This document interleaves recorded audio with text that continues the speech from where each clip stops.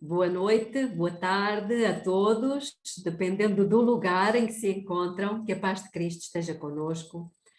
Vamos curvar as nossas cabeças para uma breve oração. Querido Deus e eterno Pai, aqui estamos, Senhor, mais uma vez, desejosos de ouvir a sua voz. Precisamos ser instruídos através da sua santa palavra, da iluminação do seu Espírito.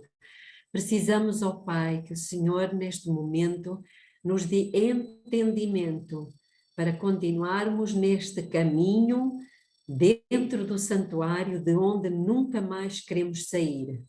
Amém. Que a sua presença seja por nós desejada e até sentida. Que o Senhor nos conceda a graça do seu Espírito aqui esta noite, em nome de Jesus. Amém. Amém. Ora, bem-vindos a todos. Estamos então na palestra número 18, no capítulo 6 do nosso tema Quem subsistirá entre os eleitos, escolhidos e fiéis? Os 144 mil. E esta palestra tem como título Santo, Inculpável e Sem Mácula. A encarnação do Nosso Senhor e Salvador é um assunto que sempre desafiará as mais privilegiadas mentes. Esse tópico profundo ocupará as nossas energias mentais ao longo das infindáveis eras da eternidade. E mesmo assim, entenderemos apenas uma fração do amor de Deus que o motivou a dar o seu amado Filho para resgatar a raça caída no abismo do pecado. No livro Obreiros Evangélicos, na página 251, diz: o estudo da encarnação de Cristo, de seu sacrifício expiatório e obra mediadora, ocupará a mente do diligente estudante enquanto o tempo durar. E contemplando o céu com os seus inumeráveis anos, exclamará: grande é o mistério da piedade. Então será alguma coisa que iremos por toda a eternidade estudar e creio que nunca chegaremos à completa compreensão de tão grande tema, de tão grande assunto.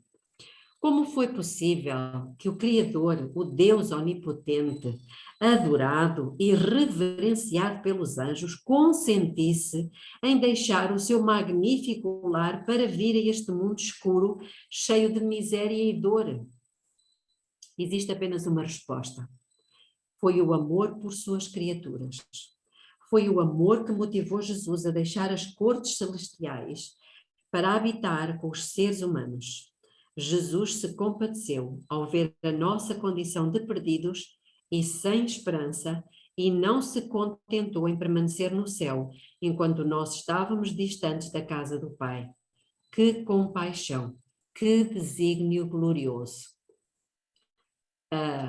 João 3,16 diz-nos um pouquinho isso, quando diz que Deus amou o mundo de tal maneira que deu. Então o amor só é amor quando ele dá, quando ele age.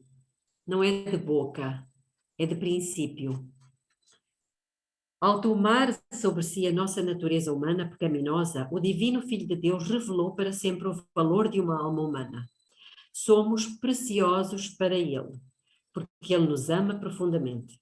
Ao se tornar um de nós, Ele compreende a nossa dor e as nossas lutas e sabe como conduzir através das minas terrestres do pecado que o diabo coloca para nos destruir. Podemos, portanto, confiar nele para nos guiar com segurança dia a dia em nossa jornada terrestre rumo ao reino celestial. Convidamos você a se unir a nós neste estudo ao buscarmos humilde e fervorosamente o mais profundo e sublime de todos os assuntos, a encarnação do Filho de Deus. Primeira pergunta: qual tem sido o maior mistério do universo? E nas meditações matinais Filhos e Filhas de Deus, diz-nos o seguinte: este é o mistério da piedade. Haver Cristo tomado a natureza humana e por uma vida de humilhação, elevado o homem na escala de valor moral para com Deus. O levar ele a natureza que adotara ao trono do Senhor e aí apresentar seus filhos ao Pai. O ser conferida a eles uma honra maior que a dos anjos. Eis a maravilha do universo, o mistério que os anjos desejam compreender. Esse é o amor que abranda o coração do pecador. É realmente um tema no qual precisamos refletir. Por que é que será que Deus diz que confere aos homens uma honra maior que a dos anjos? Alguma ideia?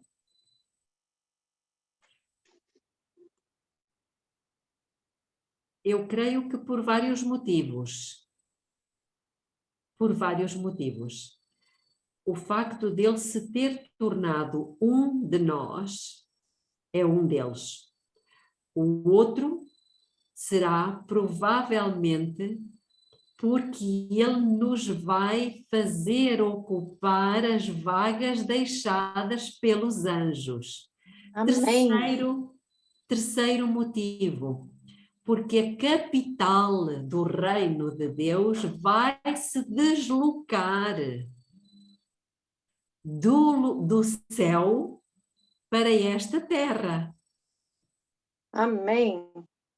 Para o lugar onde foi durante séculos o reino das trevas. Então, no comentário bíblico adventista diz que a encarnação de Cristo é um mistério de todos os mistérios. A união da divindade com a humanidade é um mistério oculto com Deus. Colossenses 1:26 diz que é um mistério que esteve oculto durante séculos e gerações, mas agora foi revelado aos seus santos. Esse é realmente o mistério dos mistérios, a verdade mais sublime. É em torno desse tópico que muitas batalhas teológicas controversas têm sido travadas, mas mesmo assim as questões mais importantes colocadas pela mente humana podem ser respondidas.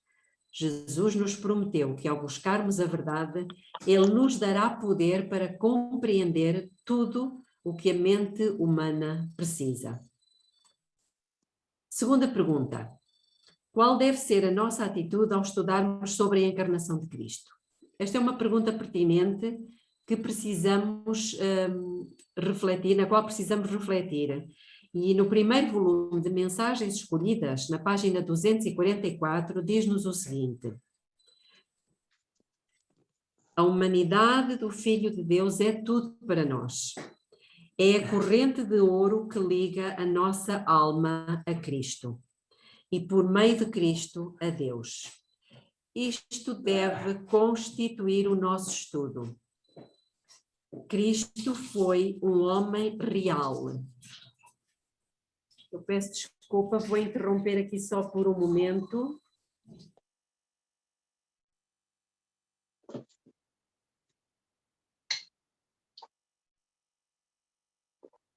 A humanidade do Filho de Deus é tudo para nós.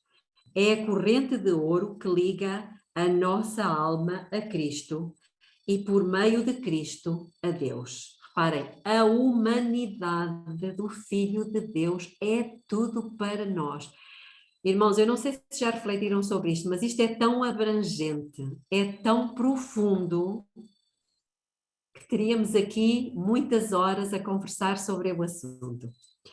Isto deve constituir o nosso estudo. Cristo foi um homem real, deu prova da sua humildade, tornando-se homem. Entretanto, ele era Deus na carne. Quando abordamos este assunto, bem faremos em levar a sério as palavras dirigidas por Cristo a Moisés, junto à sarça ardente. Tira as sandálias dos pés, porque o lugar em que estás é terra santa. Êxodo 3:5. Devemos aproximar-nos deste assunto com a humildade de um discípulo de coração contrito. E o estudo da encarnação de Cristo é campo frutífero que recompensará o pesquisador que cave fundo em busca de verdades ocultas. Então, é um assunto que exige algum esforço, exige trabalho, perseverança, porque não é com facilidade que nós encontramos cristãos dispostos a cavar fundo, a passar tempo em busca da tal pérola escondida. Lembram-se da parábola? Então, ainda em Mensagens Escolhidas, volume 1, página 412.3, diz o seguinte: se há um ponto da verdade que vocês não compreendem, sobre o qual não concordam, investiguem. Comparem passagem com passagem.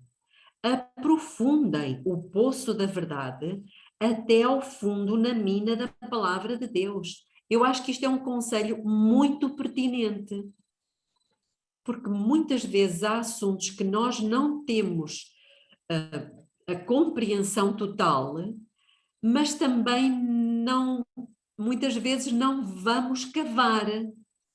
É mais fácil perguntar ao pastor, é mais fácil perguntar a um irmão ou uma irmã.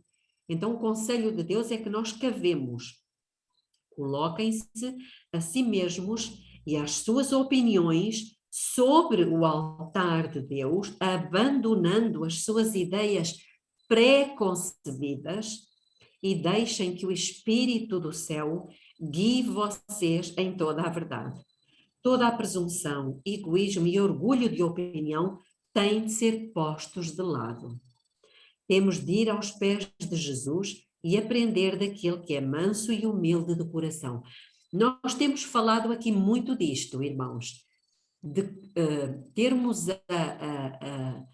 a humildade de colocar de lado opiniões pré-concebidas que todos nós temos e descermos e nos colocarmos como tábua rasa, disponíveis para ouvir outras ideias, outros conceitos e cavarmos fundo na mina da verdade. Pergunta 3. Por que é tão importante para o remanescente compreender o assunto da natureza de Cristo? Há pelo menos duas graves implicações em não compreendermos o significado desse tópico vital. Primeiro, Cristo é o próprio centro do plano da salvação. E se não tivermos uma compreensão exata da sua natureza, também não conseguiremos ter uma compreensão apropriada do plano da salvação e da completa restauração que esse plano pronuncia. Fácil. Os adventistas do sétimo dia foram chamados para pregar o Evangelho eterno, que é a mensagem final de amor a ir a toda a nação, tribo, língua e povo. E então Jesus voltará. Sim, devemos pregar o correto Evangelho para termos uma compreensão completa da natureza de Cristo, pois somente a verdadeira compreensão resultará num produto acabado. Efetivamente, eu tenho presenciado e tenho constatado o quão, como é que eu vou dizer? Portanto, o quão faltos de entendimento, de conhecimento profundo estamos nós como povo. E por isso é que nós escutamos dia após dia mensagens tão água com açúcar, água com açúcar. E todos nós sabemos que água com açúcar provoca diabetes. E todos nós sabemos que a diabetes pode levar à cegueira. E é por isso que Laodiceia está cega. Por ter tomado tanta água com açúcar. Tantas sobremesas espirituais. E quando eu falo de sobremesas espirituais, falo de eventos, não é? Eventos pontuais que se realizam, campanhas, seminários. Irmãos, são eventos pontuais que são apenas sobremesas. e depois vamos para casa cheios de calorias vazias, que são os açúcares das sobremesas, e não temos o alimento sólido, o alimento consistente, as batatas, o feijão, o grão, as lentilhas, as ervilhas. Estou-me a fazer compreender esse alimento sólido que o apóstolo Paulo disse. Vocês já deviam estar a comer comida sólida e ainda estão a beber leite. Podemos abrir as nossas Bíblias, uma vez que estou a citar este texto, e ele encontra-se no livro de Hebreus, se eu não estou em erro, no capítulo 5, Hebreus no capítulo 5, e vamos ler a partir do versículo 11, mas depois os irmãos podem ler o contexto, mas então ele diz-nos no capítulo 5 de Hebreus, versículo 11, diz-nos o seguinte: sobre isso temos muito que dizer, mas de difícil interpretação. Porquê? Porquanto vos tornastes tardios em ouvir. E porquê? Ele diz, porque devendo já ser mestres em razão do tempo, o tempo em que nós vivemos, ainda necessitais de que se vos tornem a ensinar os princípios elementares dos oráculos de Deus, e vos haveis feito tais que precisais de leite e não de alimento sólido. Agora reparem o que ele diz. Ora, qualquer que se alimenta de leite é o quê? Inexperiente. Irmãos, inexperiente na palavra da justiça, pois é criança. Versículo 14. Mas o alimento sólido é para quem? É para os adultos, os quais têm pela prática, e nós temos vindo a falar sobre isto, a prática, a experiência, não é? Os quais têm pela prática as faculdades exercitadas para discernir tanto o bem como o mal. Aqui temos o poder moral, aqui temos a força da vontade, aqui temos o poder da escolha, pelo exercício, irmãos, porque exercitamos o que deveis compreender é a verdadeira força da vontade. Lembram-se de termos lido isso, termos estudado isso nos últimos 2 estudos? Então, o que o Senhor nos está a dizer é que nós nos tornamos, além de diabéticos espirituais, paralíticos espirituais, obesos, cheios, gordos de conhecimento, mas não gostamos de exercício. Precisamos de estar exercitados no conhecimento, no discernimento do bem e do mal, irmãos. Então, é exatamente isto que Deus está a dizer aqui, relativamente ao conhecimento do Evangelho, o verdadeiro Evangelho, que exige esforço, exige cavar, exige perseverança, exige pôr em prática. Por isso é que muitos vão ficar para trás. Contudo, muitos vão ficar para trás com 500 anos de adventismo. É verdade, irmãos, é triste. É triste que nós ainda, nesta altura do campeonato, nós estejamos a precisar de leite. Irmãos, chega de leite. Portanto, temos aqui 2 motivos, não é? O segundo, para podermos aplicar o remédio correto ao problema do pecado, é imprescindível vermos como Jesus, na sua natureza humana, atendeu ao parâmetro infinito da lei, pois somente assim poderemos confiar em Deus para fazer o mesmo em nós. Para que consigamos cooperar com Jesus na purificação do templo da nossa alma, precisamos entender claramente os amplos princípios do padrão divino da lei, pois somente assim poderemos definir o pecado com precisão. Irmãos, um dia nós vamos falar aqui, fazer um parênteses, para falarmos aqui na questão da lei. Nós vamos ter que falar sobre isto, porque a lei são mandamentos, mandamentos são ordens. Mas sabem o que é que diz Ellen White no livro Parábolas de Jesus? Talvez alguns de vós conheçam o texto. Eu também conhecia, mas só agora, há pouco tempo, é que eu entendi. Ellen White diz que todas as suas ordens, portanto, mandamentos são ordens, todas as suas ordens são promessas habilitadoras.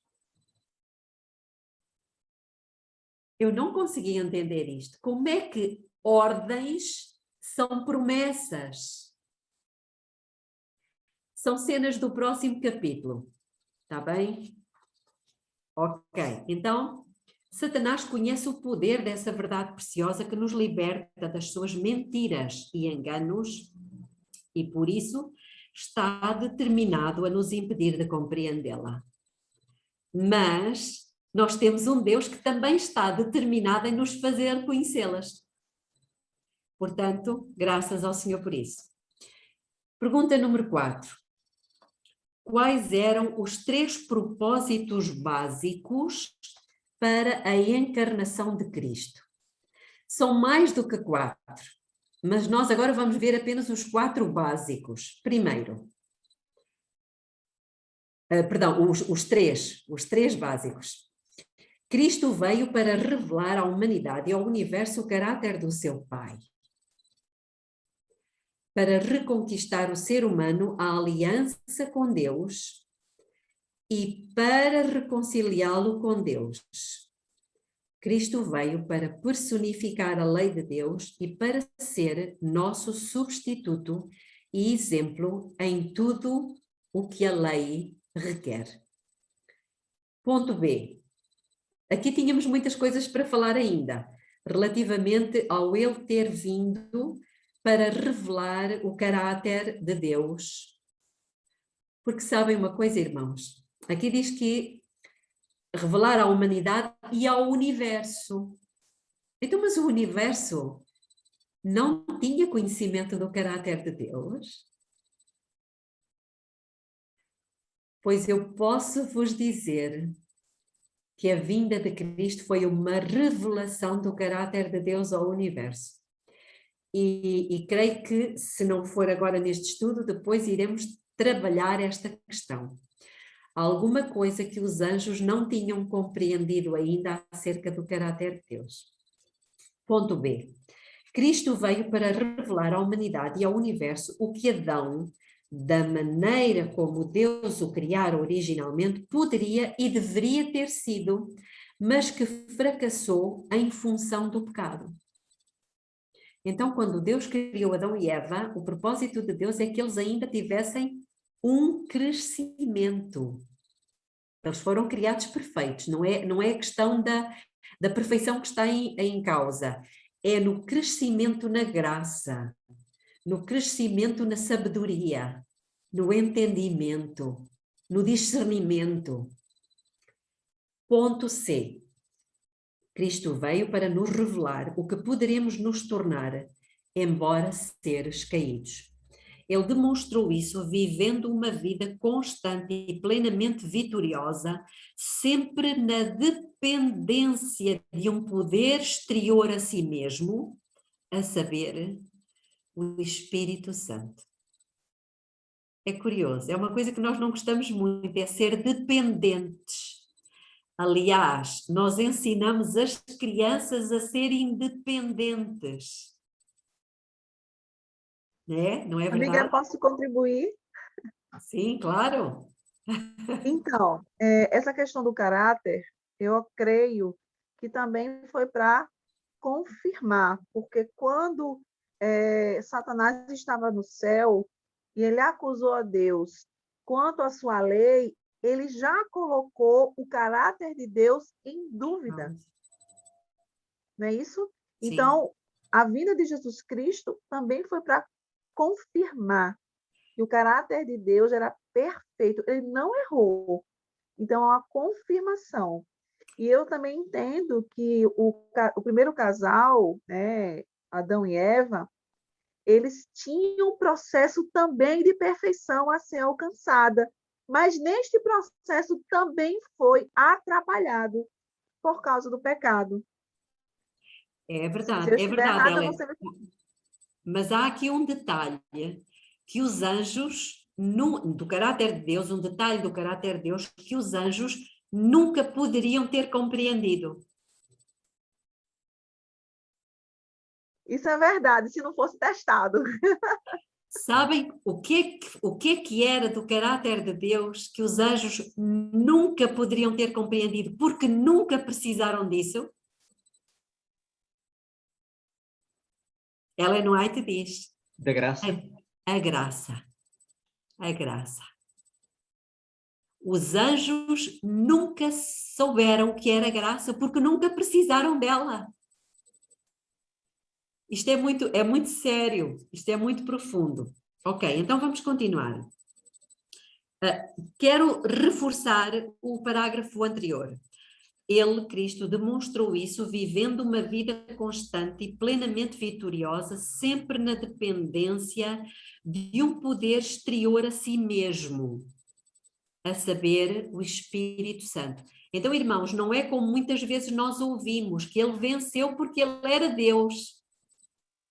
Não, ele venceu com um poder que era exterior a ele mesmo, tal e qual como nós. E nós encontramos isso, vamos abrir as nossas Bíblias no livro de Romanos, encontramos noutros lugares, mas em Romanos, no capítulo 1, Romanos capítulo 1,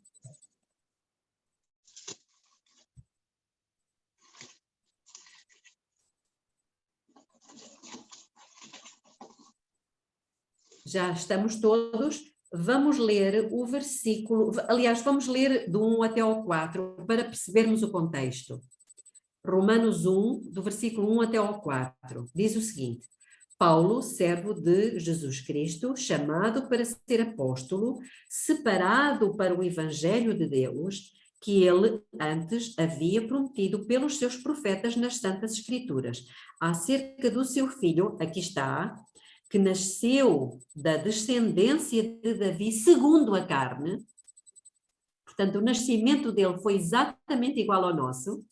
Ele nasceu segundo a carne, mas depois tem o versículo 4 que diz: e que com poder foi declarado filho de Deus segundo o Espírito. Segundo o Espírito de santidade, pela ressurreição dentre os mortos, Jesus Cristo, nosso Senhor. Então, irmãos, ele nasceu segundo a carne, mas ele andava segundo o Espírito, sujeito ao Espírito. Exatamente a mesma coisa que se dá connosco, só que em Jesus foi um processo inverso. Ele nasceu por ação do Espírito Santo, ou melhor, ele foi concebido por ação do Espírito Santo e depois ele nasce na carne. Conosco é ao contrário.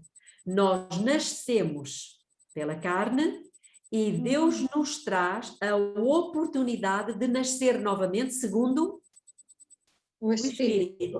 O Espírito. Percebem? Mas o processo... Betinha, posso fazer uma pergunta? Sim. Será que esse processo contrário de Jesus é porque ele não nasceu pecador? Exatamente. Exatamente. Ele não é em tudo igual a nós. E nós temos que ter esta consciência, atenção. Ele nasceu segundo a carne, mas ele era o santo. Ele era o santo. Ele era o santo. Ok, então vamos continuar. Isso lhe permitiu ser nosso compassivo sumo sacerdote, por estar pessoalmente familiarizado com as nossas fraquezas. Jesus sabe, por experiência, o que é ser tentado em todos os pontos como nós o somos. Pergunta número 5. Quais são as duas preciosas verdades relativas à natureza de Cristo que precisamos manter em perfeito equilíbrio? Porque é que isso é tão importante? E é mesmo muito importante, não podemos cair nem num extremo, nem no outro. nem dizer que ele venceu porque era Deus, nem dizer que ele nasceu igualzinho a nós. Estão a ver aqui? Então, a linha A. Porque nos convinha, isto encontra-se em Hebreus 7:26, nos convinha um sumo sacerdote como este, santo, inculpável, sem mácula, separado dos pecadores. 1 João 3:5. Nele não há pecado. Cristo, em sua humanidade, tornou-se o nosso substituto imaculado. Só foi possível a ele ser o nosso substituto porque ele mesmo não tinha qualquer pecado. Jesus precisava ser diferente dos pecadores, do contrário, ele não poderia nos representar como nosso sumo sacerdote diante do Deus infinitamente justo. Cristo apresentou ao Pai em nosso favor uma justiça que atendeu ao padrão infinito da lei. Irmãos, isto é muito importante, mas atenção, essa justiça ele a conquistou. Ele a conquistou. Por quê? Porque ele poderia, nós já falámos isto aqui, ele poderia ter vindo com 33 anos e ter morrido pouco tempo depois. Não podia. Então, por que é que ele teve que nascer como qualquer um de nós? Nascer, teve um parto normal, foi criança, foi jovem, adolescente, adulto. Por quê? Para quê? Exemplo, para nos dar o exemplo em todas as fases. Esse é um aspecto, certo, mas há mais. Para viver na carne o que nós, seres humanos, vivemos e resistir a tudo. Ora, lá está. Isto é muito significativo, irmãos, porque ele, com a sua vida na carne venceu o pecado na carne, certo? Vamos abrir em Romanos outra vez, nós conhecemos o texto, mas vamos abrir em Romanos no capítulo 8, no versículo 3. Versículo 3, e diz o seguinte: porquanto o que era impossível à lei, visto que se achava fraca pela carne, Deus, enviando o seu próprio Filho, em semelhança da carne do pecado, por causa do pecado, na carne condenou o pecado. Por que é que ele condenou o pecado na carne? Porque ele, ao vir em carne, ele viveu 33 anos resistindo a cada tentação, porque primeiro ele se sujeitava a Deus. Sujeitai-vos, pois, a Deus. E é quando nos sujeitamos a Deus que resistimos ao diabo. Então, Jesus, durante esses seus 33 anos na carne, ele não, como é que eu vou dizer? Portanto, ele conseguiu, ele conquistou a justiça. Percebem? Ele foi tentado em todos os pontos. Todos. E nem uma única vez, nem por um único pensamento, ele caiu em tentação. Ou seja, ele demonstrou não só que é possível ao homem viver dessa forma, mas ele também conseguiu uma vestimenta que Ellen White diz que não tem um único fio de feitura humana. São as tais roupas, lembram-se que já falámos aqui, as tais roupas das bodas. Foi ele que fabricou. Ele conseguiu, submetendo-se a Deus, uma justiça. Por isso é que Cristo é a nossa justiça. Ou seja, ele tem alguma coisa para nos dar, para nos cobrir. Porque é que ele a tem? Porque ele a conseguiu. Irmãos, isto é muito importante. Ele tem essa roupa, esse caráter justo, porque ele o conseguiu. Não é que ele o adquiriu assim. Ele o conseguiu na luta diária contra o pecado, na luta e na vitória. Na luta e na vitória. Isto é muito importante. Não é alguma coisa que ele recebeu ou que ele já trazia com ele. Sim, ele era santo. Mas essa justiça ele conseguiu-a como? Na luta e na vitória sobre o pecado. E por isso ele pode oferecê-la. Porque lhe custou um preço. Um preço tão alto ao ponto de levá-lo à morte. Ou seja, Jesus conseguiu essa justiça porque ele tinha um lema na sua vida: antes morrer do que pecar. Antes morrer do que pecar. E, portanto, o amor dele é um amor maior que a morte. Ou seja, ainda que ele tivesse que morrer como aconteceu, ele não cederia uma única vez. E foi nesta experiência, irmãos, que ele nos pode dar a sua justiça. Entendemos isto? E, portanto, nós devemos tudo a Cristo, tudo. Porque custou-lhe. Não foi fácil para ele. Quando nós dizemos que para nós é difícil resistir à tentação, para Jesus também foi. Ele foi tentado a dar uma má resposta. Ele foi tentado a irritar-se. Ele foi tentado a perder a paciência. Ele foi tentado a dar uma resposta dura, de maneira a ferir. Quantas vezes ele foi tentado e permaneceu silente? Ele foi tentado. Quando, por exemplo, Satanás o tentou: se tu és o Filho de Deus, lança-te aqui abaixo. Pensam que não foi uma tentação para Jesus provar que ele era o Filho de Deus? Foi uma tentação, sim senhora, porque ele tinha o poder. Ele tinha o poder da divindade nele. Mas foi uma tentação, ficar quietinho.